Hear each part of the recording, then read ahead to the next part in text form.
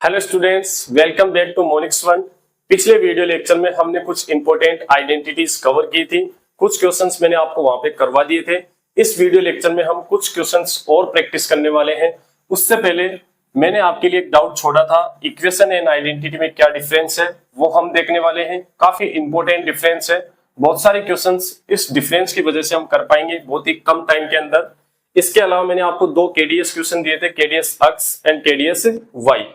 बहुत सारे क्वेश्चंस के आंसर तो काफी बच्चों ने कमेंट किए हैं, लेकिन आप अगर कमेंट नहीं कर रहे हो, चीजों को सोल्व नहीं कर रहे हो, तो फिर आप इंप्रूवमेंट नहीं कर पाएंगे। तो जितने भी केडीएस क्वेश्चंस मैं आपको देता हूं उनको आप खुद से सोल्व किया करो, आंसर कमेंट किया करो, ठीक है। डिफरेंस देखते हैं सर, इक्वेशन क्या है हमारे पास और आइडेंटिटी क्या है। देखना इधर, जैसे यहाँ पे लिखा हुआ है 3x - 2 = 0। तो आप इसको सोल्व करेंगे तो आगे आपके पास x की वैल्यू आएगी 2/3। 2 को इस साइड लेके जाएंगे और 3 से डिवाइड करेंगे तो x की वैल्यू कितनी आ गई अपने पास 2/3। सुनना मेरी बात, ये वाली जो इक्वेशन है हमारे पास, उसके लिए x = 2/3 एक सॉल्यूशन है, या फिर मैं ये कह सकता हूं कि सर x = 2/3 इसको क्या करेगा, सेटिस्फाई करेगा। केवल और केवल a की वैल्यू है जो इसको सेटिस्फाई करेगी। तो ये अपने पास क्या है, एक इक्वेशन। जबकि आइडेंटिटी में क्या होता है, देखना इधर, a + b whole square = a² + b² + 2ab। आप इसके अंदर a और b की कोई भी वैल्यू पुट कर देना, ये हमेशा ही क्या करेगी, सेटिस्फाई करेगी। ऑलवेज ये क्या रहेगी, ट्रू रहेगी। जैसे मैं लेता हूं यहाँ पे 2 और 3, 2 और 3 इसमें पुट करोगे तो यहाँ बनेगा 5। 5 का स्क्वायर कितना हो जाएगा, 25। तो लेफ्ट हैंड साइड कितनी आ गई अपने पास, 25। और जब आप a और b की वैल्यू इस साइड पुट करोगे तो राइट हैंड साइड भी आप सोल्व कर लेना, कितना आएगा, 25। a एंड b की वैल्यू आप कुछ और पुट करके देख लो, जैसे यहाँ 1 किया आपने, यहाँ -3 किया, तब भी आपके पास दोनों साइड क्या आएंगी, सेम आएंगी। यानी कि सर डिफरेंस हमारे पास क्या है कि इक्वेशन जो होती है वो कुछ वैल्यू के लिए क्या होती है, सेटिस्फाई, जबकि आइडेंटिटी होती है वो हर एक वैल्यू के लिए क्या होती है, सेटिस्फाई। यस और नो। जैसे फॉर एग्जांपल एक और हम लेते हैं, sin² theta plus cos² theta = कितना है अपने पास, 1।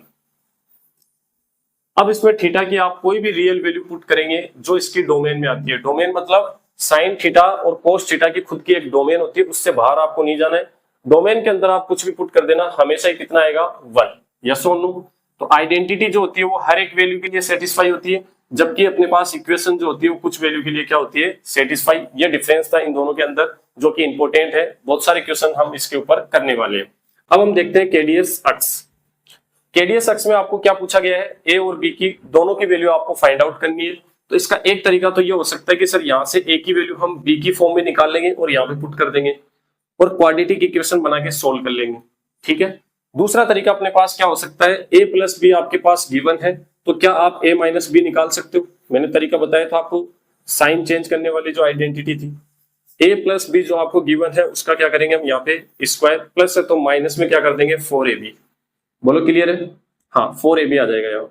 अब वैल्यू पुट करेंगे यहाँ पे 3 का स्क्वायर करेंगे तो कितना आ जाएगा, बोलो 9 माइनस ab की वैल्यू यहाँ पे 2 पुट करके मल्टीप्लाई किया तो कितना आ गया, 8 = कितना बच गया अपने पास, 1। बोलो क्लियर है। स्क्वायर हटाएंगे तो मैंने बोला था आपको, यहाँ पे जब भी स्क्वायर हटेगा तो इस साइड बनेगा प्लस - और यहाँ पे लगेगा √1, तो √1 की वैल्यू कितनी होती है, 1। तो a - b हमारे पास कितना आ गया सर, +1 एंड -1, दोनों वैल्यू अपने पास आ गई है, +1 और -1।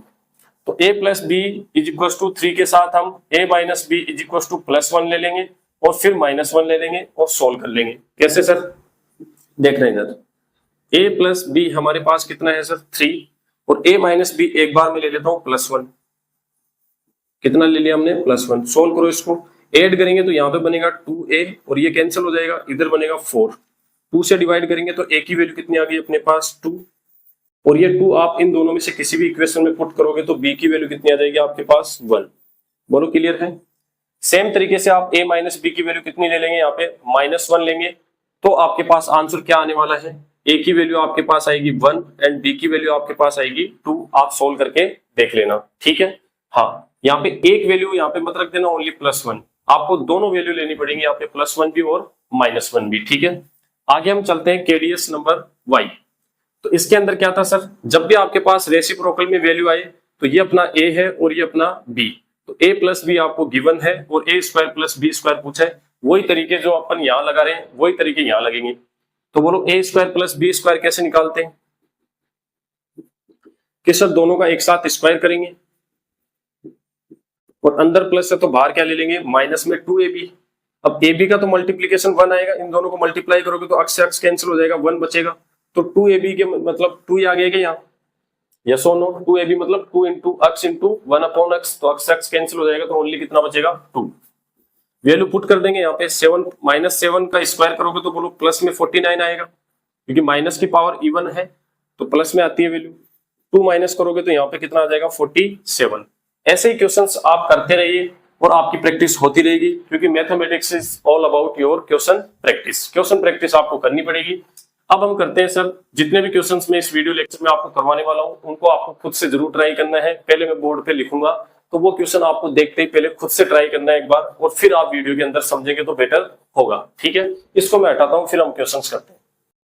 ठीक है, तो यहां से हम प्रैक्टिस स्टार्ट करते हैं। आप एक बार वीडियो को पॉज करें और क्वेश्चन को खुद करने की ट्राई करें। ठीक है, फिर मैं तो आपको करवा ही रहा हूं। ठीक है, तो x प्लस 1 अपॉन एक्स की वैल्यू आपको a दी हुई है और ये आपको वैल्यू फाइंड आउट करनी है। ठीक है, अब इस चीज के अंदर आप वो चीजें देखो जो आप सीख चुके हो कि सर हम x स्क्वायर के साथ 1 अपॉन एक्स स्क्वायर को ले लेंगे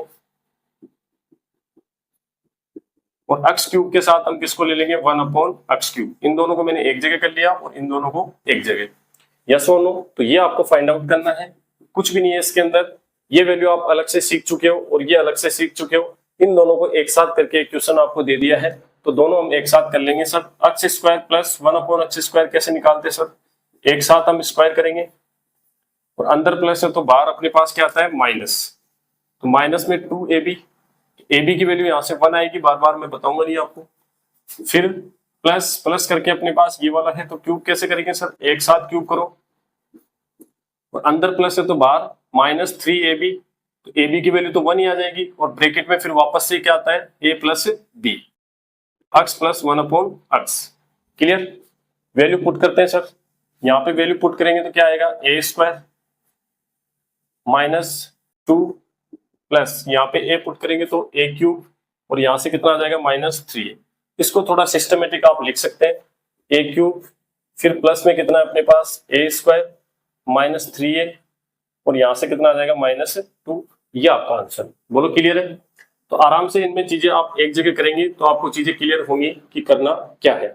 क्वेश्चन नंबर 2 जो है वो आपके लिए है, आप खुद इसको सोल्व करेंगे और ये आपके लिए केडीएस है, प्योर केडीएस है। ठीक है ना, प्योर केडीएस मतलब आपको खुद को ही सोल्व करना है। बोलो क्लियर है। आंसर मैंने आपके लिए यहाँ पे लिख दिए हैं, आप आंसर चेक कर सकते हैं। ऐसे क्वेश्चन मैंने आपको काफी करवा दिए हैं, अब आपसे खुद से होने चाहिए। इसको हटाता हूं मैं, आगे कुछ क्वेश्चन और करते हैं हम। ठीक है, अब करते हैं अपन लास्ट क्वेश्चन अपने, हाँ इस वीडियो लेक्चर का क्वेश्चन नंबर 4 अपने पास लास्ट क्वेश्चन है। ठीक है, इन तीनों क्वेश्चंस को करने से पहले मैं आपको एक बात समझाना चाहता हूं। यहां से देखना इधर, हमने देखा कि a cube plus B cube plus C cube is equal to क्या होगा 3abc। कब, जब हमारे पास क्या हो a plus B plus C is equal to क्या हो 0। ऐसा मैंने आपको बताया था कि सर तीनों का सम अपने पास क्या हो 0, तो a cube plus B cube plus C cube कितना आएगा 3abc। ये हमने पढ़ लिया है, यस और नो। कभी कभी क्या होगा ये वाला कॉन्सेप्ट क्वेश्चन में लगेगा पर वो आपको दिखेगा नहीं। ये सर क्या बोल रहे हो आप, दिखेगा क्यों नहीं, क्योंकि वो इस तरीके से मॉडिफाई किया हुआ क्वेश्चन होगा कि आपको डायरेक्ट तो कहेगा नहीं कि a प्लस बी प्लस सी 0 है, तो बताओ ये क्या होगा। क्वेश्चन बनाने के लिए कुछ ना कुछ चीजें बनाएगा वहां, तो डायरेक्ट नहीं दिखेगा। इसलिए मैं आपको बता रहा हूँ कि इस आइडेंटिटी को आप ऐसे सोचो कि यहाँ पे सर कोई फर्स्ट नंबर है और उसका क्या है क्यूब, ये b जो है हमने सेकंड मान लिया इसको और उसका क्या है क्यूब, और c को हमने मान लिया थर्ड, उसका क्या है क्यूब। फर्स्ट का क्यूब, सेकंड का क्यूब और थर्ड का क्यूब हमारे पास क्या होगा सर 3 से मल्टीप्लाई करेंगे फर्स्ट सेकंड और थर्ड। सेम चीज मैंने फर्स्ट सेकंड थर्ड करके लिख दी, यस और नो। और ऐसा कब होगा, जब सर हमारे पास क्या हो first plus second plus third जो है उसकी वैल्यू क्या हो 0, यस और नो। तो इस वाली बात को हम काम में लेने वाले हैं यहाँ पे।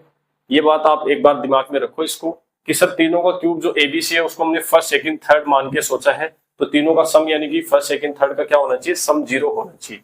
देखते हैं, समझते हैं इस बात को। देखना इजी है, ऐसा कुछ है नहीं इसमें, बस केवल और केवल आपको फर्स्ट सेकंड थर्ड की तरह इसको देखना है। जैसे question number first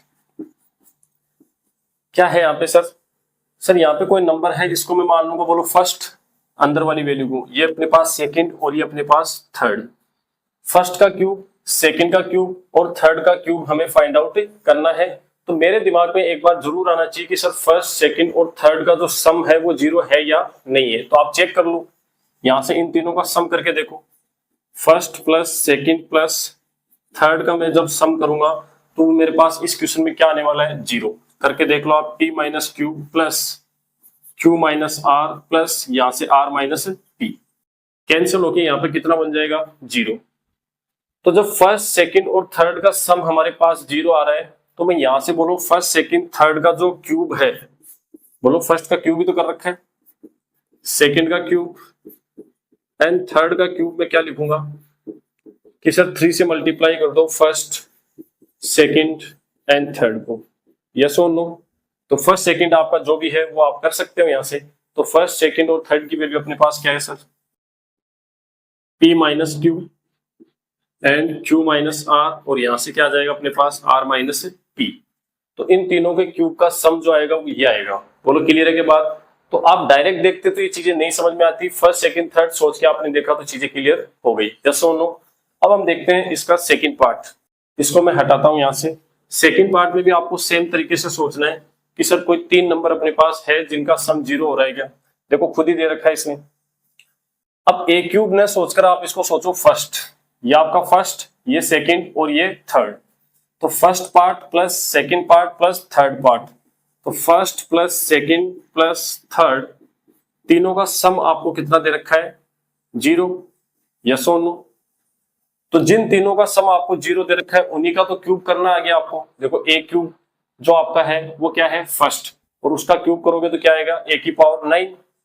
b second part अपना क्या है, b क्यूब, और उसका क्यूब करोगे तो आपके पास क्या आएगा, b की पावर 9। तो सेम तरीके से बोलो फर्स्ट, सेकंड, थर्ड का क्या आ रहा है, सम 0 आ रहा है, तो हम क्यूब करेंगे तो अपने पास क्या आना चाहिए, 3 into first into second into third.